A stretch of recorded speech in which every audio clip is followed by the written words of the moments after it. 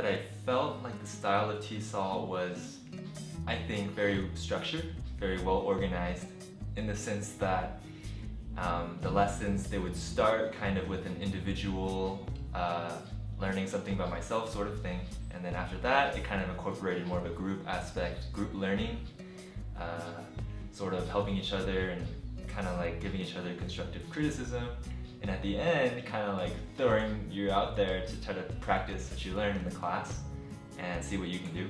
And in essence, I thought that the structure and the style was good. I liked the way that it progressed.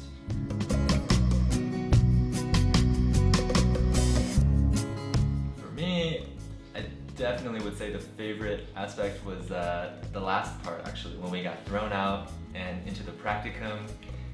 For us, it was at a juvenile detention center here in Chiang Mai, and kind of just, to some degree, I mean, knowing what we were doing, but in many ways, sort of not knowing what to expect and having that uncertainty, but kind of like using what we knew and trying to put it into practice.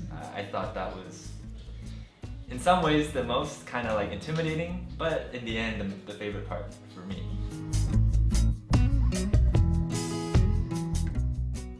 Well, for me, TESOL, I think, impacted my training, I think, in a very direct way, since I am an English teacher. So a lot of the stuff, I mean, I can apply directly to just teaching my students here. And, you know, like things, I remember things along the lines of make sure your students are talking, try to get them to speak more than we're speaking, you know, things like, you know, I guess kind of like ways to approach teaching in some degrees. Not necessarily always like the practical, okay, you should teach these things, but more so like how you should approach it. And but on top of that, I mean, I also think that it encouraged me to kind of like see teaching as a ministry and to see it as a way to reach my students too. And to kind of see both lens, to be excellent in the teaching, but also to be focused on how I can help them to know Jesus more.